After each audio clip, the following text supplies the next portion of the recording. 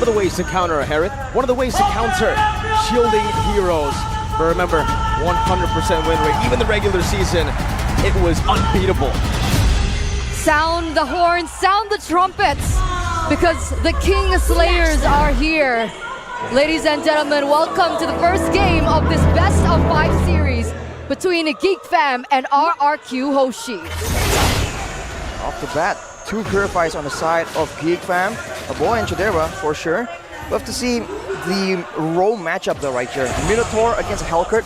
In the early game, what's different is that the Minotaur can actually sustain back up as long as it doesn't go for a proper all-in like this. So even if Beloyski can chunk him down, there's a chance that Vin can match his maneuvers in the early game at least to try and make sure that the Hellcurt doesn't really get out of control. Looking at the emblems by GameSmax right here though, for Chidera, Inspire and Bargain Hunter. So he's trying to go all in for that snowball, and Geek Fam make the first move.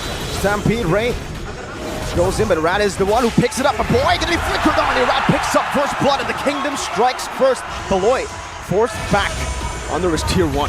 That's not the outcome that we were expecting. I mean, with the fact that they had a lot more to say in the early game with that composition. Oh, wait a minute. It might be 2 in the first minute of the game, but Beloyski is still going to be able to get out of that sticky situation. I like this move from RRQ though, setting the tone, knowing that they're up against 2 assassins. They want to tell them, like, we are not trying to back down here. We're going to group together before these big moments and make sure that the assassins do get shut down. Engage. Try to chunk him down, Vin. In the bottom lane though, Luke, we're talking about how he needs that combination. He's on a Barats, not a hero we usually know him for. Do you think it'll work?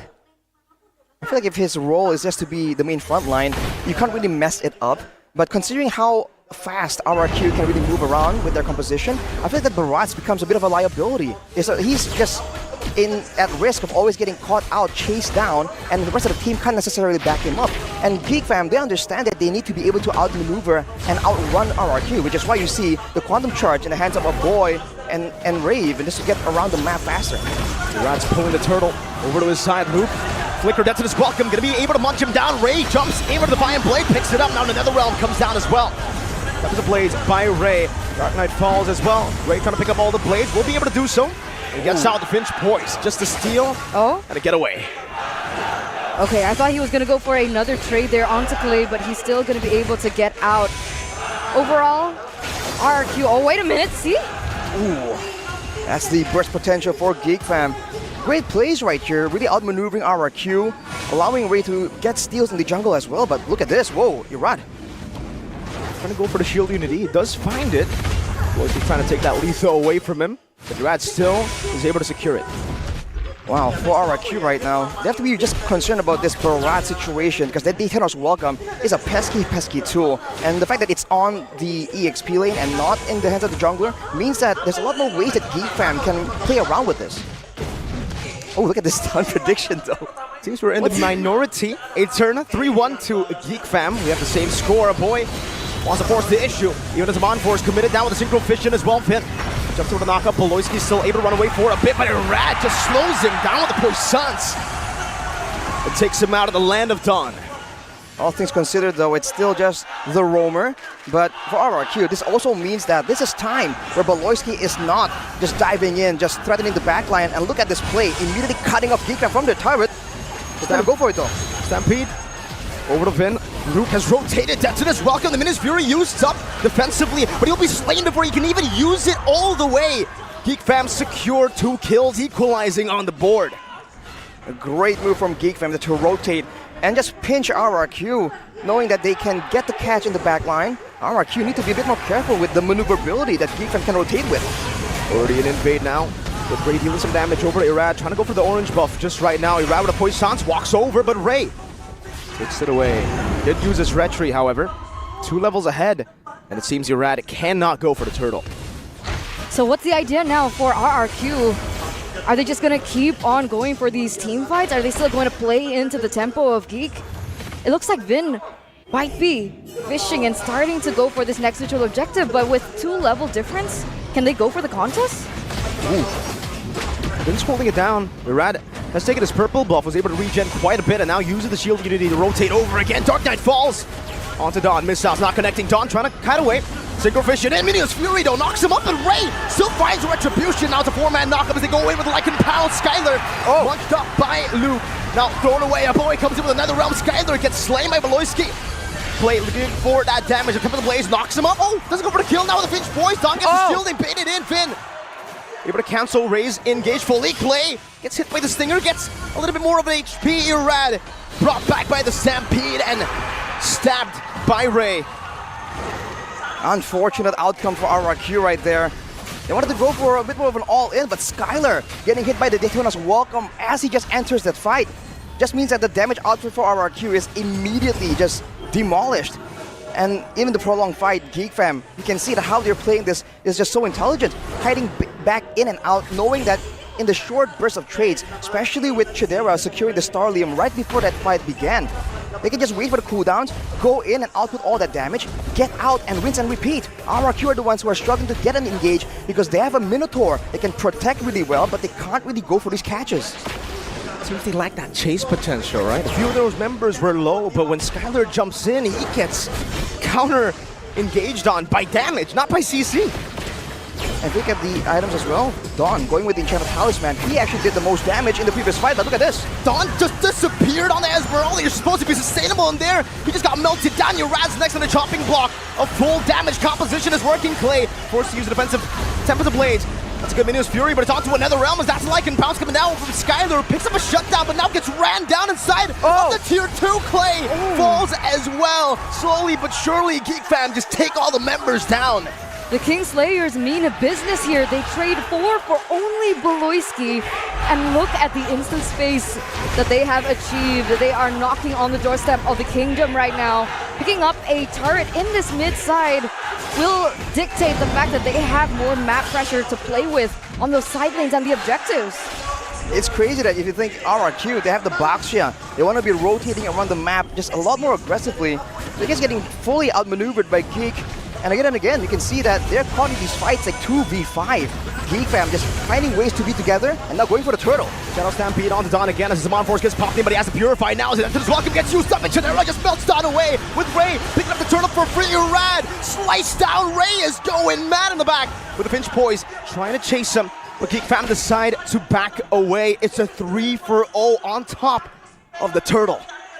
It's brutal.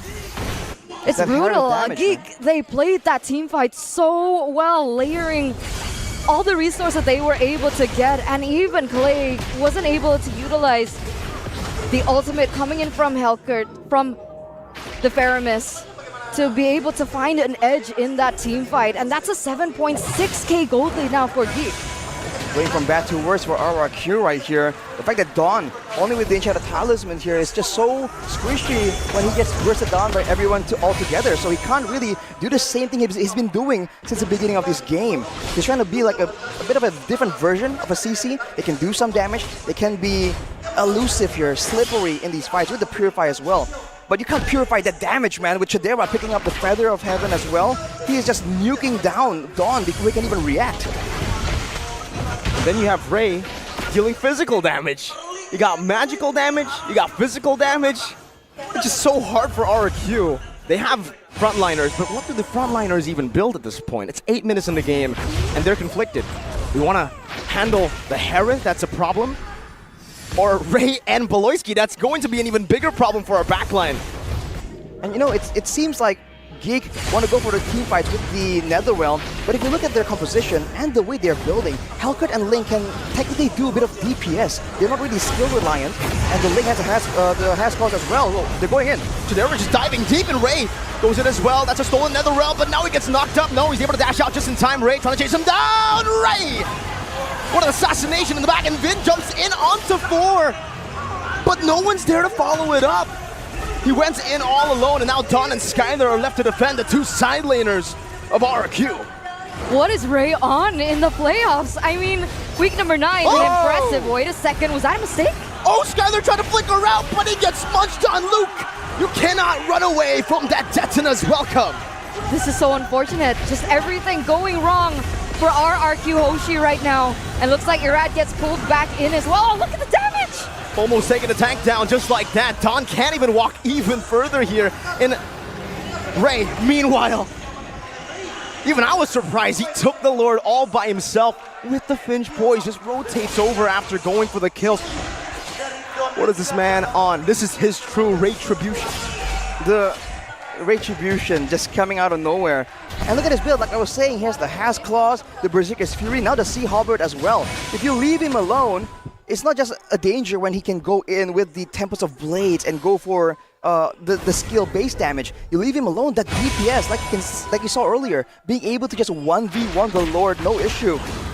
That's a lot of problems for RRQ, and I don't think they have enough time to deal with this, because Chidera also picked up the Holy Crystal, so the burst damage, the survivability, they have to really find a big moment here if they do want to extend this game even longer. Three-man SWAT in their souls after this welcome straight in, and they can't even get another round down before Chidera bursts him out. Still in his mod force, they're fighting. A boy gets the Ghost Burster. Skylar's running for the hills on the Lycan form, and Don will just succumb to that Dino. K1, the King Slayers. They take it. They take game number 1 from RRQ Hoshi in a very dominant fashion, controlling from the early stage of the game. And the one person that honestly caught me by surprise is Ray. He was written down in the regular season. A lot of comparisons between him as well as Hasil. People saying that Hasil is the better jungler, but honestly, his performance today, and remember, this should be his debut in the playoffs.